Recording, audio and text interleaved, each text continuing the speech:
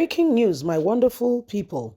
See what Obaseki said in relations to Tinubu winning 2023 election. One may be wondering, Obaseki, the governor of Edo State? Well, we remember that regarding Tinubu and the governor of Edo State, Governor Godwin Obaseki, he approached Tinubu at some point when the argument heated up seriously between himself and Adams Oshomole, who happens to be the party's chairman at that point in time. And he went to solicit for support from Asiwaju Ahmed Bola Tinubu, saying, please help me. Tinubu's reply to him was, go and test your popularity. And indeed, he came back. The popularity showed that then that Obaseki was the choice son. Today, we can see that Obaseki now is in the People Democratic Party as against him being in the All Progressive Congress. Well, what we are talking about today, it's not that Obaseki. It is Don Pedro Obaseki. Don Pedro Obaseki says he's a PDP man. He says every time he hears of the matter that Asiwaju Ahmed Bola Tinubu will win the 2023 election, he said he just laughs. For him to laugh, meaning that he has a reason why he's laughing. Please don't forget to give us a thumbs up, like us, share, subscribe. Let's get all the details. Anytime I hear that Tinubu will win 2023 presidential election, I just laugh. Obaseki, the presidential media consultant to the People Democratic Party Council, Dr. Don Pedro Obaseki, was at an interview on Arise TV early today, and he was asked a question on PDP's of winning in Lagos and Southeast, given that Lagos is the stronghold of the All Progressive Congress presidential candidates. In Lagos, the stronghold of presidential candidates of the All Progressive Congress. And Peter Obi is becoming somewhat of dominance force in the Southeast region. Don Pedro Obaseki was asked if these two factors will hand Tinubu and APC the advantage over PDP in the forthcoming general election. And he responded by saying that the thought of Tinubu winning 2023 election makes him laugh.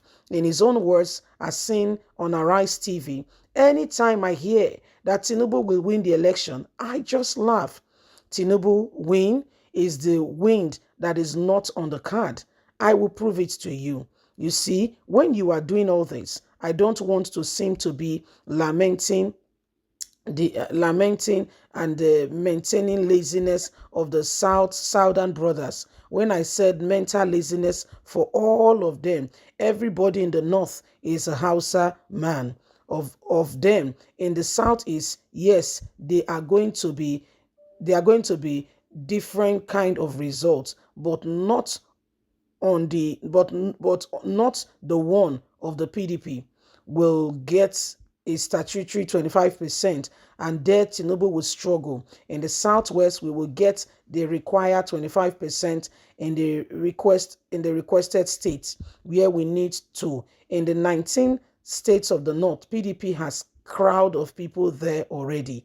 So anytime you tell me, oh, I hear that Tinubu will win, I just laugh because it doesn't make sense, and these people are just speaking without wisdom. Tinubu, Atiku, Peter Obi, let's watch and see. Let's watch and see. So this is what is happening right now, my wonderful people. You can see for yourself that Don Pedro Obaseki feels very strongly that his own candidate, Atiku, has a great chance. This is him speaking, and he feels very strongly that his own candidate has a strong chance of winning. You see, so it is really a serious call for concern, because people will say talk is cheap, but when we get to the election, we will see what else will follow.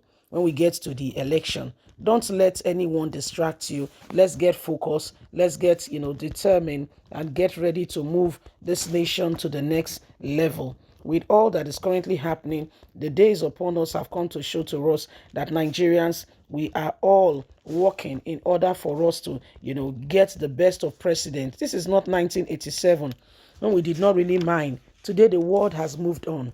The world has seriously moved on, and we cannot sit back there and begin to think that we are in a hall of space. The world today is a global village. Everybody is participating. Everybody knows what is going on, and everyone is fully aware, okay, of the engagement and the things that we are all involved in. And that's why we don't want, we don't want to leave ourselves to chance and just assume that things will suddenly fall in place. It doesn't just work like that. It doesn't just work like that. So if things are going to change, if things are going to happen, it's a really point, it's a serious matter that we all really need to look at. Okay, we all really need to look at it and be sure, 100% sure what we are getting ourselves into. The people who are coming up to say they want to lead, first of all, you as someone who is going to be voting, can you do your own personal homework? It's very important. Too important.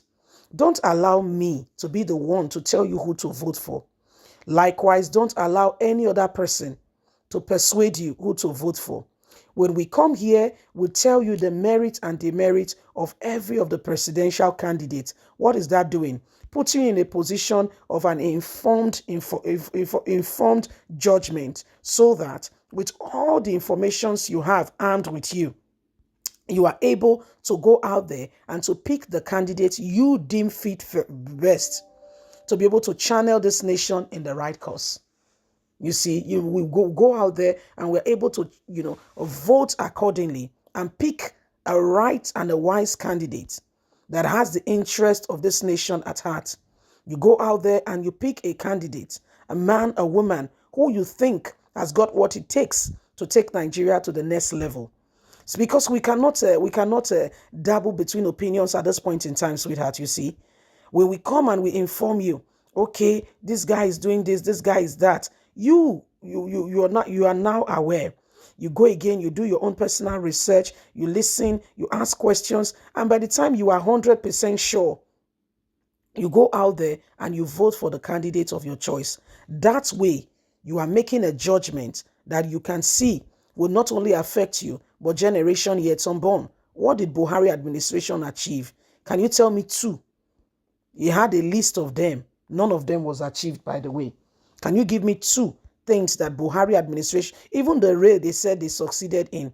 Do you know what's happening to the people that entered raid on March the other time? They stayed in captivity for more than 8 months. More than 8 months. Somebody even gave birth there to a baby. Yes, you heard me correctly. And guess what? One governor was bold enough to say he had an intel on the message. He told them they did not listen. And he's still a sitting governor. He's not being investigated. He's not in the prison. El-Rufai, by the way. Leave us a comment. Don't forget to like us, share, subscribe. Bye for now.